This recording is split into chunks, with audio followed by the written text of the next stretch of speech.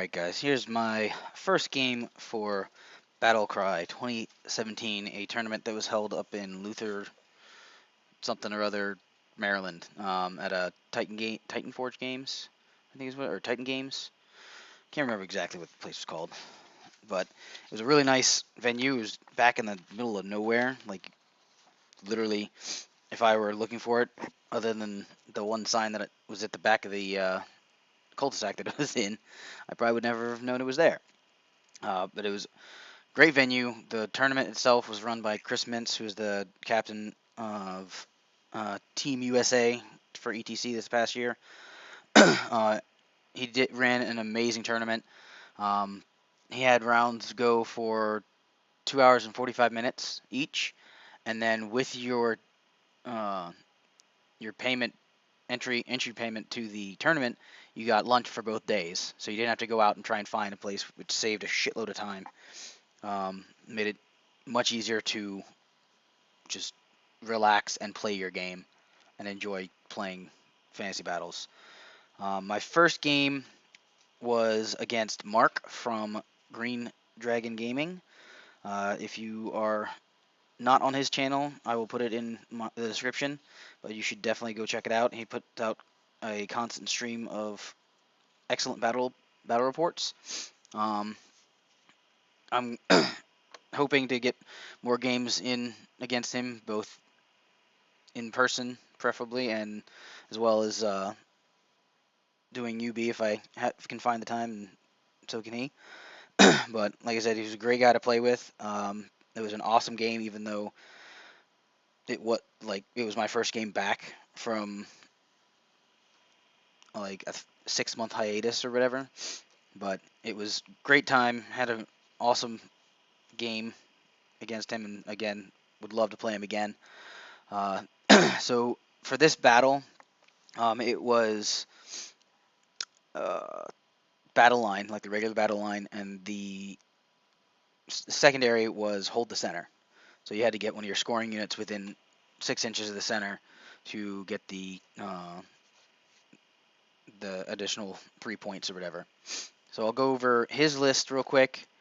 I will put a little. I think I can put a little link in the actual video to go back to my previous video with the my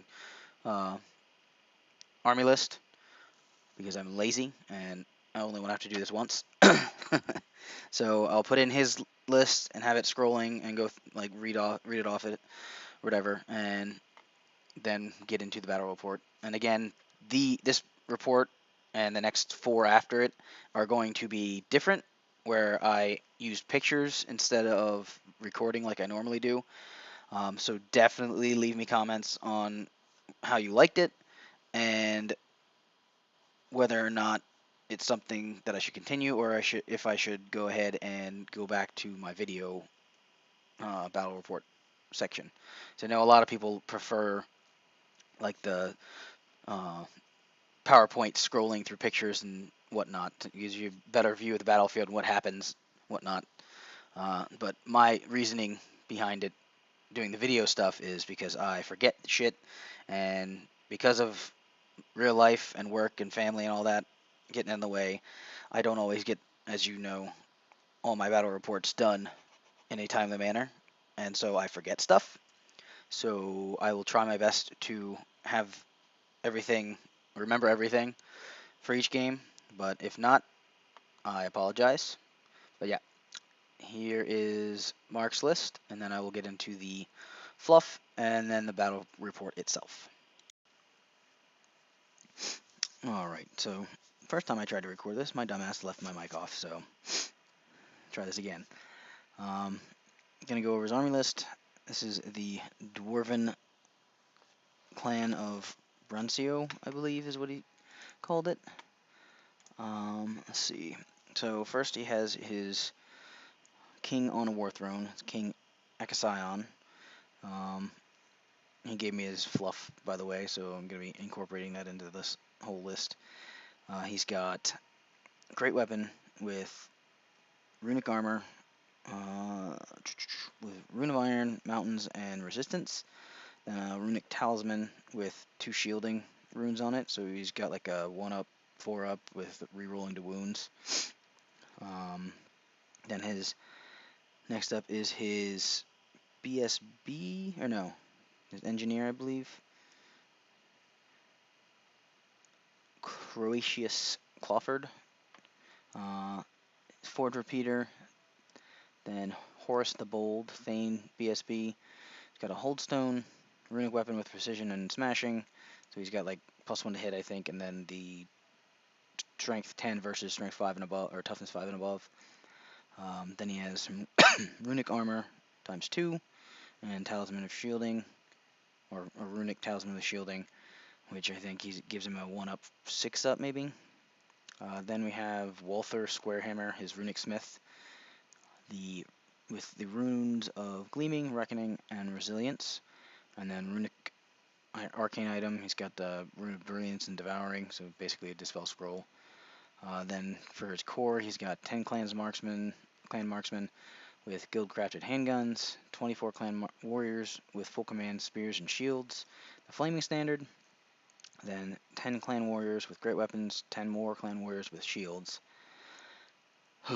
So basically, they're like partly his chaff, essentially, in his scoring.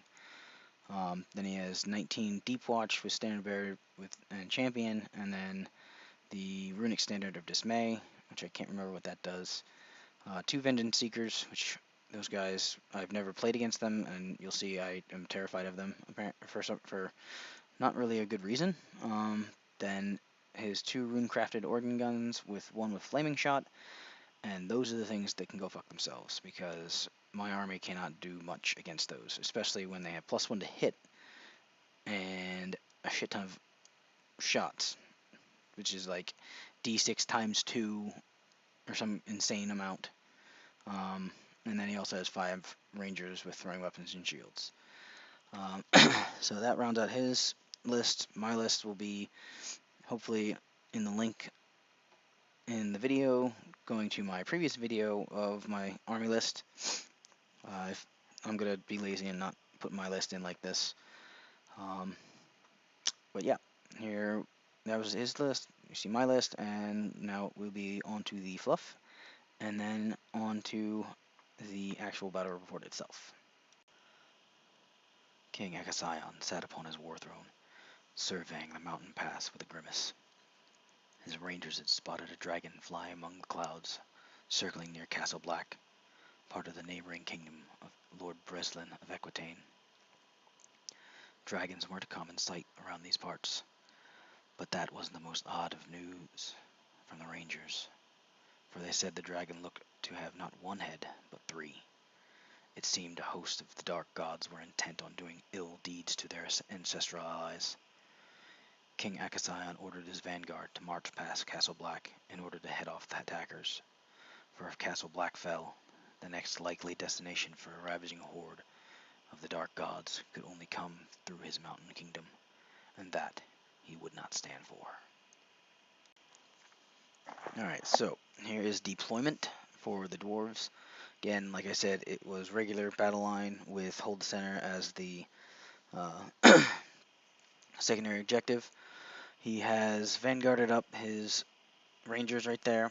Then from left to right, he's got his sword and board clan warriors, 1 of his vengeance seekers, aka Junior, his clan warriors with spears, shields, full command, and the BSB in the front right, I believe.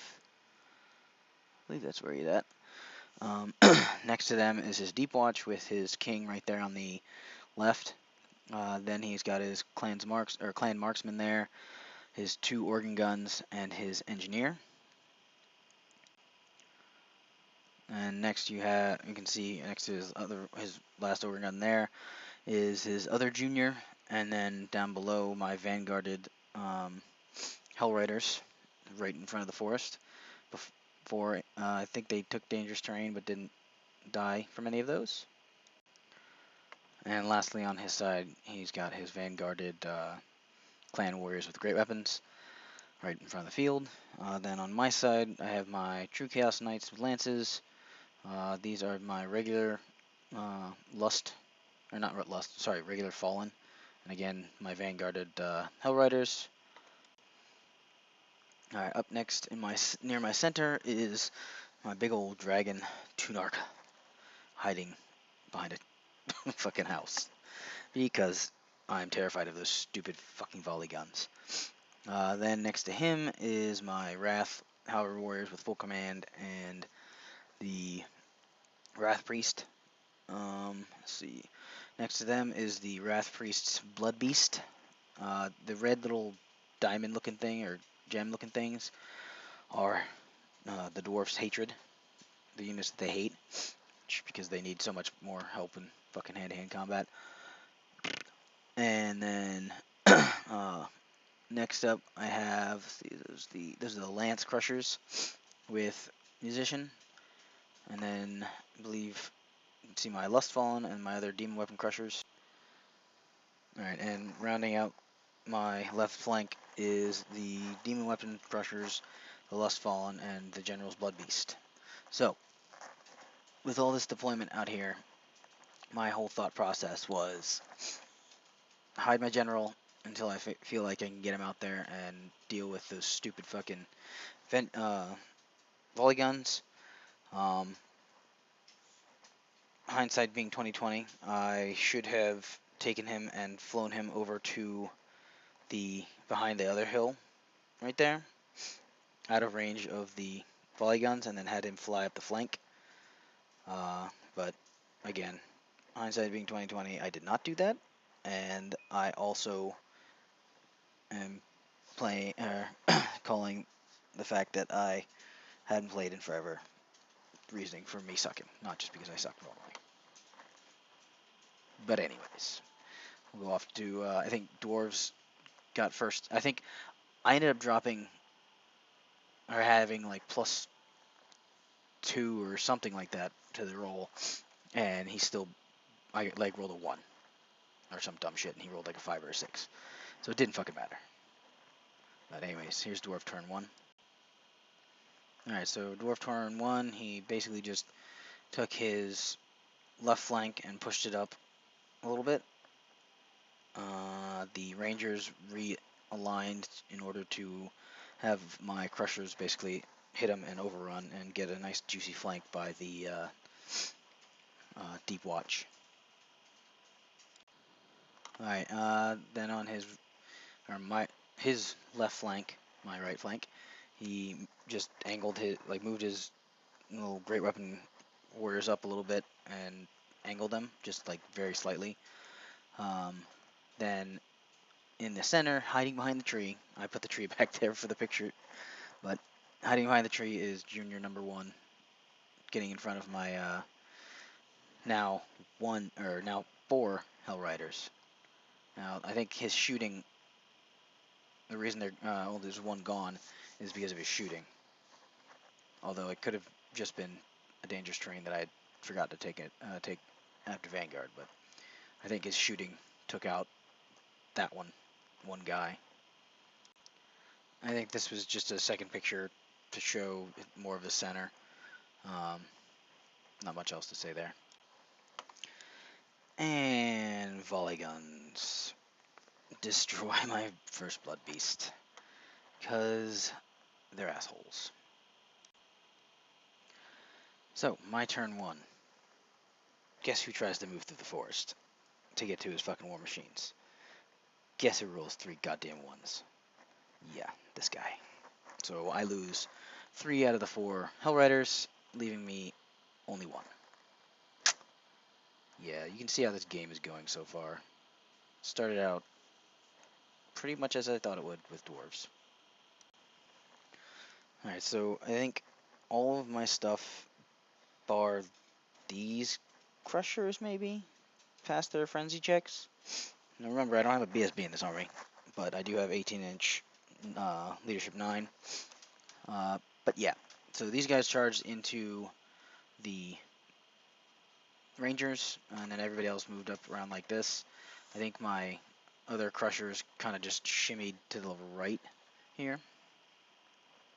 My thought process was, they're gonna get hit anyways. I might as well bring the crushers up and hope for a short overrun, and then kind of tempt his guys to charge, and then countercharge with my crushers and even my warriors were close enough that they could probably have gotten a hit, and then try and like multi-charge them, and then have my blood beast off to the side to kind of ward away any of his guys wanting to support.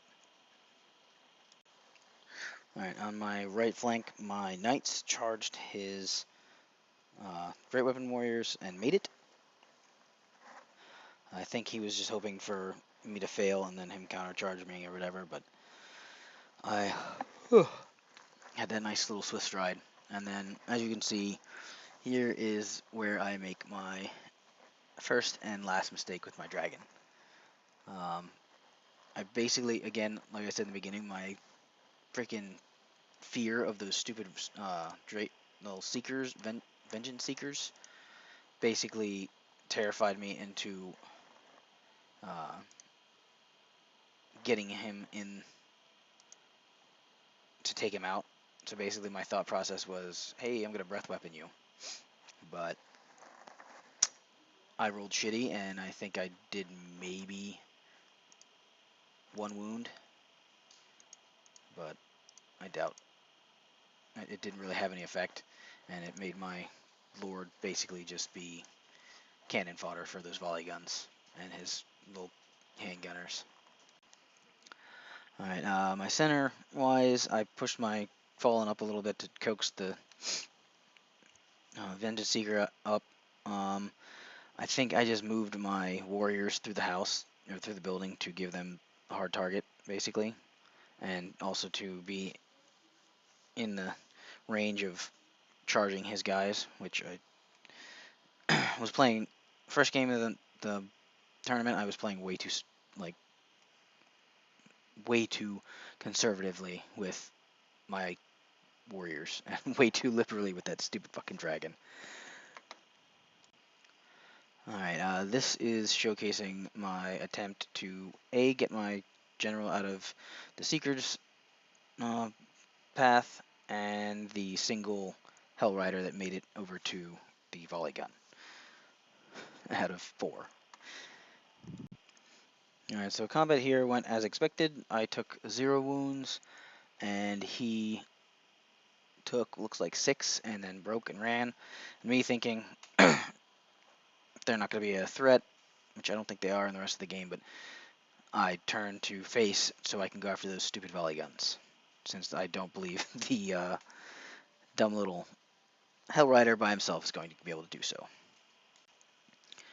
This combat goes as expected. Instead of overrunning a short distance like I had hoped, I go all the way up into the face of his spearman, which I did not want to be at. And I'm also inside of a field with his spearman with flaming standard, which I believe we forgot, but it didn't really matter because he raped them without needing the flaming rerolled wounds. Alright, so Dwarves turn 2. He pushes up his charges are he pushes up these guys into my crushers, both Junior and his spearmen. He's got them aligned so that every model is in combat. The sword and board warriors move up just a little bit to try and block the flank from my blood beast, and then his deep watch with his king move forward just a little bit to start threatening the rest of my center. I think magic-wise, he's got like the little. He actually got 2 things off. I think one of them he miscast with, and I think it was the reroll to wound or the +1 to wound, one of the 2 for his guys. And I think during the match, I had thought I had, when we were going through it, I guess I just wasn't paying full attention, but I thought I had let the one through that miscast, which was the was what I thought was the wound one, which is the one I didn't want him to have for the rest of the game. But I think when I said it, I must have said it the opposite way, and Mark, being the nice guy that he is, just swapped it around for me. And it might have not been this turn, but at some point in the game, I screwed up which one I was trying to actually dispel or whatever, or not dispel, but let miscast and go away for good. But anyways, Alright, this is just a picture showing how close my Blood Beast was to his flank, which is why he moved his guys there.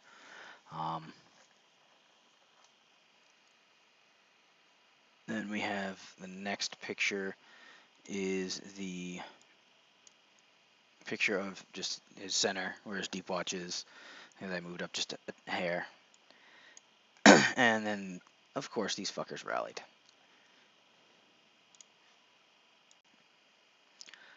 This is a picture of his movement for his engineer. He just moved him around.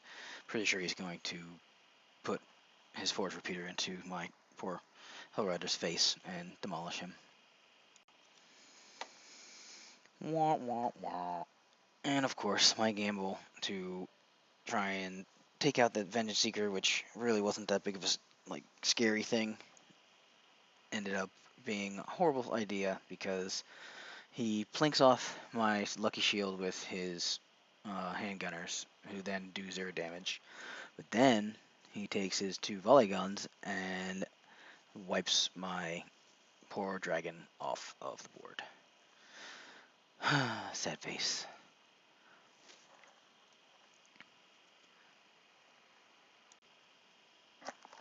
Tunok spotted a lone dwarf making his way through the woods, not seeming to care how much noise it made. He swooped in to teach the arrogant dwarf a lesson, his dragon's breath igniting the forest all around the near-naked dwarf. As the smoke cleared, however, Tunark was the one learning a lesson, for his flames cleared the path for the dwarven organ guns, and they locked onto the chaos beast and let loose a hellish volley that tore through the beast's armor and ripped his wings to shreds. The beast, ignoring Tunark's commands, turned away from the thundering guns and took to the sky. Tunark watched as the rest of his forces continued the fight, his rage building and his lack of control. Once the beast landed, he thought he would end its miserable life and make his way back to his forces. Alright, so now that my general's dead on turn 2, this is the picture of the combat, how that went. And as you can see, it went splendid for me. He pretty much just well, not pretty much. He annihilated my freaking crushers, and I don't think I did a single wound to his stupid, what's it called, his junior, and I only did maybe 5 to 6 wounds. As you can see, he's still got 4 ranks of his dwarves left, but yeah, didn't go very well for me. His magic, goddamn bound spells, did much better. I think his magic phases in this game were pretty good comparatively to what I was able to dispel, basically.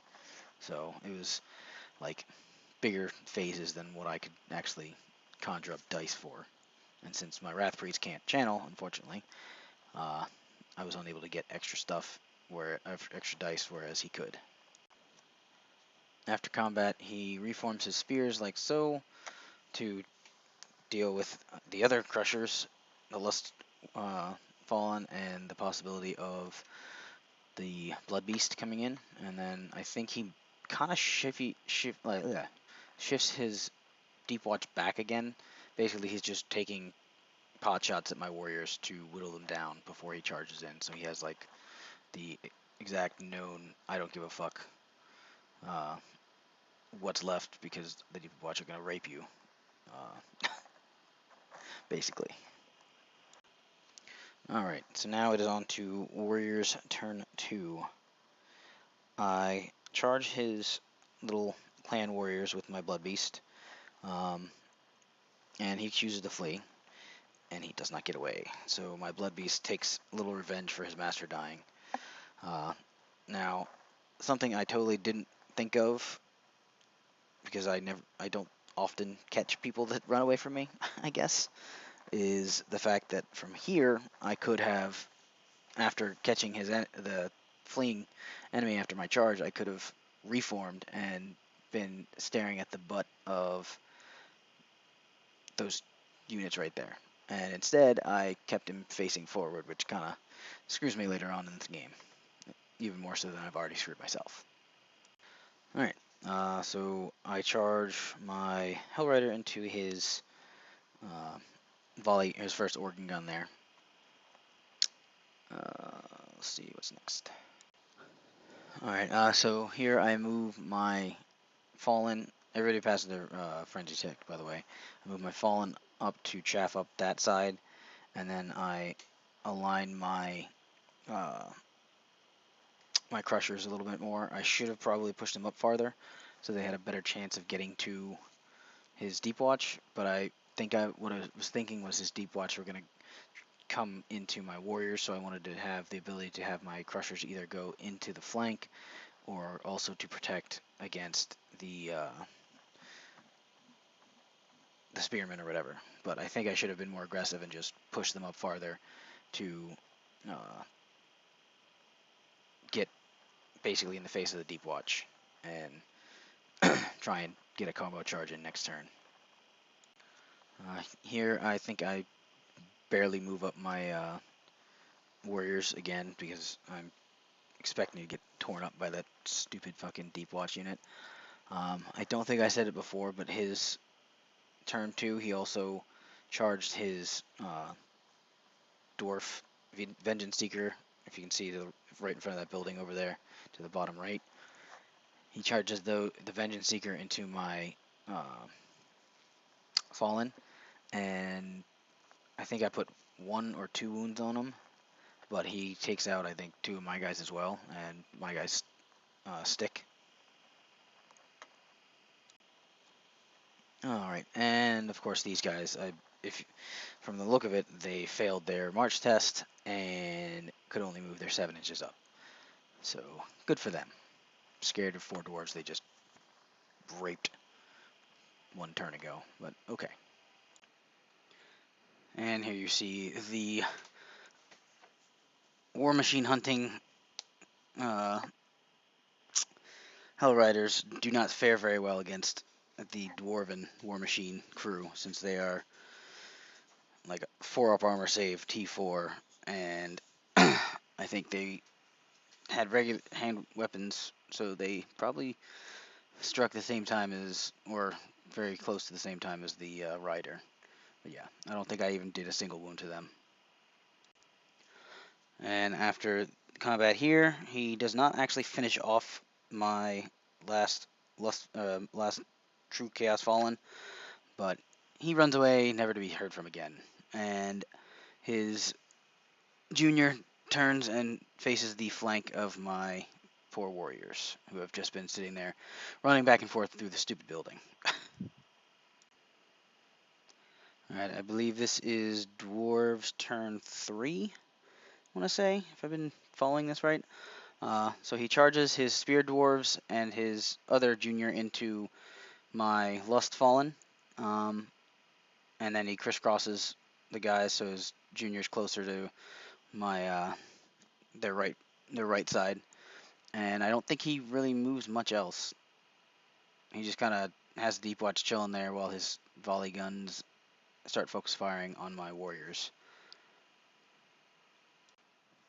Alright, so here he puts Junior in front of my warriors to basically make them have to get in his face, or which, I mean, honestly, the way I was playing them like an idiot, they were just going to stay there anyways. But yeah, so he does that, and let's see what happens next. Alright, I was wrong. They did not open fire with his volley guns into my warriors. That is not till later. Instead, he takes aim at my knights and takes out all but 2. They pass their panic check, and they hang out for another turn. So here, my remaining 2 fallen somehow my fallen have 2 guys left. I think I took off. Let's see, is 4. I took off 1 guy, maybe, from his freaking spearmen. But the way that I had to take them off to keep, in order to keep them all in combat, or the majority in combat or whatever, from the junior and the spearman, is such that they would have to go center to center directly in front of my freaking oh god damn it, my crushers, who looks like they may have been hit with a volley gun themselves, or the I can't remember if his pistolier or his handgunner shot him, but they've lost at least one crusher, and then another crusher has a wound on him. But yeah, they're now locked on my turn is coming up next, so they're blocked for charging. So then they're gonna have to take a spear charge and a junior charge to the face. And we all know how that first one went. I believe my turn 3, I charge into his junior and rape him, but he also, I think, puts a wound on my Wrath Priest because he has initiative 10, 2d6 attacks with strength 5, which makes so much sense for one motherfucker to be able to do. Why it's initiative 10, I don't know, but whatever. Dwarves are an underpowered army. So I made a long ball charge with my, or long bomb charge, I don't know what the fucking saying is, with my 2 knights into his volley, or his first organ gun. Destroyed them and then overran into his engineer. So I think everybody passed their panic test, no issues there, but those 2 knights are doing what they should have done before my dragon got his face exploded. This is just the picture of my fallen continuing to flee and opening my crushers up to a nice face smashing by spear dwarves and a vengeance seeker. Here my thinking was to push my blood beast up to threaten the rear of those the spearmen, because I know they're going into my crusher's face next. And then also with their placement, if for some reason his deep watch try and charge my warriors, he can have a rear shot with them as well. Yeah, if I had remembered the rule of if you catch a fleeing enemy, you could reform, I would have been in the back of those spear warriors this turn instead of running up behind them. So, lesson learned after not playing for months. Always remember the rules. And here we have the start of Dwarves turn 4. Again, charges spear guys into crushers along with Junior, and yeah, see how that goes. Yeah, the volley guns decided to unload on my poor blood beast. Like I said, had I remembered that one rule, I probably would have been in combat right now, and he would not be dead. Other movement-wise, he moved his gunners up to help contest the objective in the center. And as you can see, his deep watch are no longer there. I believe they charged into my warriors this turn as well with the rest of his army, because he was like, it's time to go finish this. And that's exactly what he does. He goes face first into my warriors, who actually are fully, like there's full. I don't think they took any damage other than my Wrath Priest, who unfortunately has 1 wound on him left. But yeah, this combat's going to be interesting. I can do a lot of damage, but rolling wise, I don't think I think my dice had to warm up a little bit still. But yeah, we'll see how this combat goes here. I think this picture is just showcasing more of the center of the battlefield. Don't think I've gotten to combat yet, or maybe this. I don't think there's any magic going on that I can see. I think he may have put a his spell on his spearman again, the like reroll to hit or some basically hatred on them.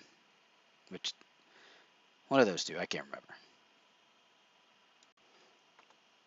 And his 4 little guys just hoofing it back to the center of the board. Spoiler alert, they don't make it back. They just kind of give up and go have a beer. So in this combat, it looks like I did absolutely jack shit. Because he still has pretty much all of his guys. He got 1, 2, 3, 4 ranks, yeah. Still has full spearman ranks. So obviously, either that buff he has on him is a -1 to hit, so I'm hitting on 3s instead of 2s. And I just fluff the shit out of my fucking attacks. Yeah, that's got to be what happened. And or he could have just I think looks like I had, by the time he got in combat, I had 1 wound left on my 1 crusher, and then his stupid Vengeance Seeker probably just wrecked him with his initiative 10, strength 5. Yeah, so those guys get completely destroyed. And I think this was getting close to the end of the game, so he didn't really move much else. We just went well with the combats, and then I think it was because, not so much that I could be completely wrong on the turn number, but I think, honestly, we forgot what turn we were on because we were just shooting the shit and having a good time. But I think time was running out during this game, possibly. But either way, the last turn of the game, you'll see, it's coming up. But that was his that combat. So the knights and engineer combat, I think I won on the charge and a flank, because he didn't do anything to me, and it doesn't look like he has any wounds on him. So he ended up fleeing away. I believe I overrun into his other volley gun as well. It's just I don't have that picture on right here. I was just taking a picture of the engineer running, but I think I overrun into his other volley gun. So this combat goes about as well as to be expected. Yeah, I did not expect the Deep Watch to be that resilient against my warriors, and I looks like I did 2 fucking wounds to his unit. I don't remember how many he did to me, but 2 fucking wounds. You know how many goddamn attacks my fucking warriors have? Jesus Christ. Yeah, I don't know if it was him. I think honestly the rolling for me was just horrid, and his rolling was just much better. So he saved a fuck ton of stuff, or I just didn't get enough wounds through. But yeah, he just demolished me and then chased me down. That's why you see him bumped off about 1 inch from the building here. Alright, so as you can see up at the top there, my knights did take out his other volley gun and then turn to face. And I'm pretty sure that the only thing I have left is those 2 knights.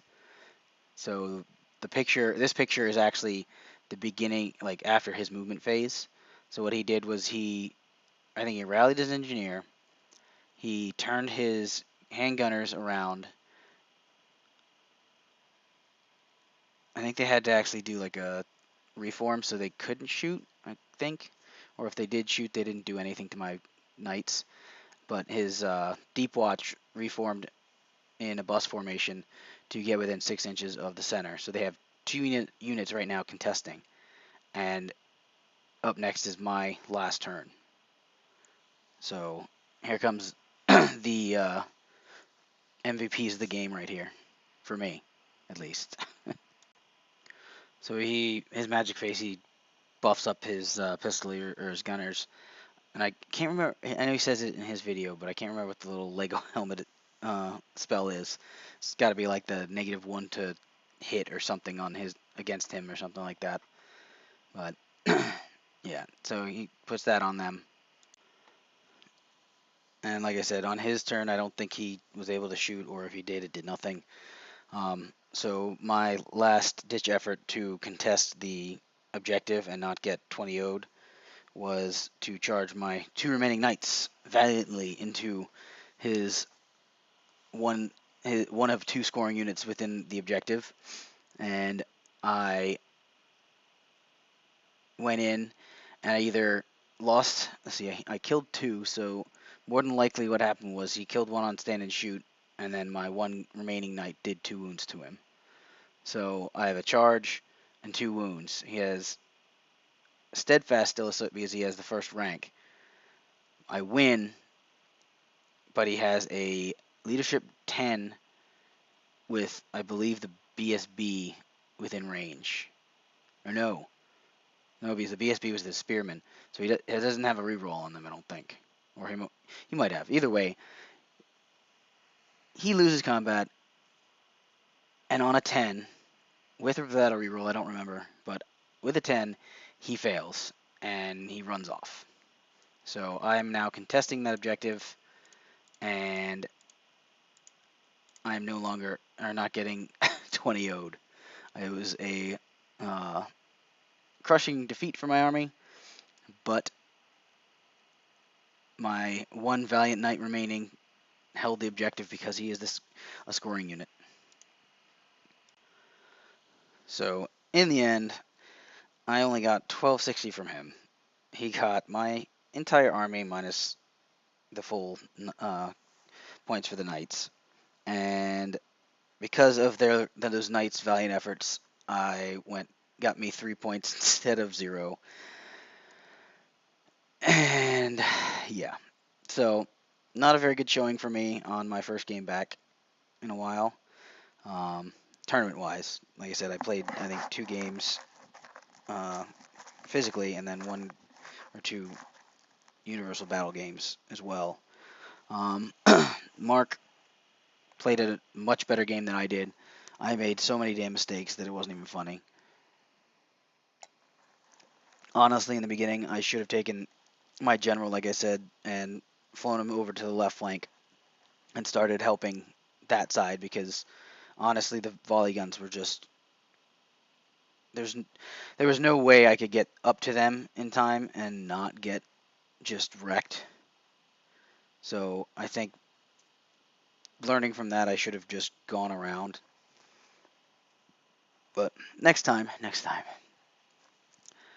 So off to the fluff stuff, and then I'll do a quick closing, and we'll see where we go from there. King Agazion surveyed the field. His warriors fought valiantly. Their well-placed ambush had the warriors of dark gods in disarray. When his clan's organ guns scared off the enemy general, it was all over. With no one to lead them, the dark gods' warriors gave in to their baser instincts and attacked what was in front of them. The ordered charges by his dwarves singled out the warriors one at a time and destroyed them. His pride swelled, that is, until he turned and saw the burning husks of his guild's artillery and a lone knight cackling as he mocked the dwarf king. The knight made a rude gesture and took off in the direction of his lord. Thunder rang out as his engineer, Croatius, unleashed his repeater in the knight's direction, spouting curses as the fiend rode off into the woods. With the enemy routed, the king had his rangers send word to the other holds in case the enemy was able to regroup and try their hand at revenge. Alright, so the one redeeming factor in this entire battle for me was that lone knight taking the fight to the dwarves, since nobody else decided they wanted to. One thing I will say, after playing many games on UB, bleh, and having my knights, I freaking love those guys. Like, I think I said it in my army, or like my army list review for this tournament, but I love Crusher Knights, but Chaos Knights they're so much better than what everybody thinks, and I cannot wait until 2.0, because there's so many cool things I'm going to be doing with Knights. Just saying that. But the game could have been better. did set me up for a slightly easier game in game 2, but dun dun dun, it was against dwarves again because apparently Chris Mintz wanted me to suffer with my giant dragon. But this was actually against the next game 2 was against a less experienced player. Somebody I think he hadn't played since like 8th edition maybe. Hasn't played any 9th age up until now. Like this was his like uh, game back in getting back into the game tournament. Um, but yeah, I'll not divulge too much into that one. Um, so with the difference in my battle report, i.e. the picture method instead of just doing the videos, it's a lot longer. If you stuck around this entire time, I appreciate it. Please comment and let me know what you think of this setup.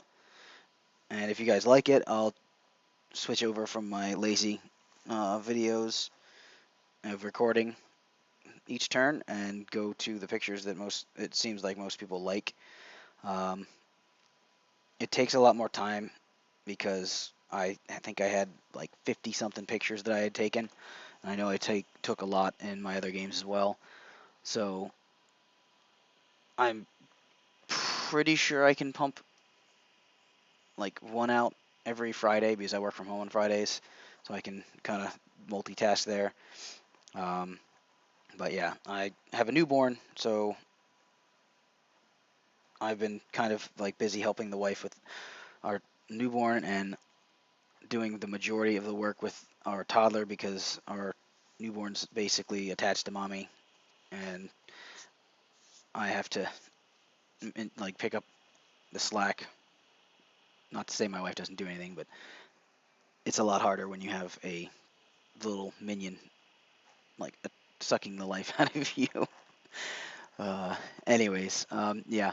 So I'll get the. I'll try and do the next report next Friday for game 2. I'm gonna go through, and I think I did a decent job of remembering stuff. Like the magic phase was kind of hard to do.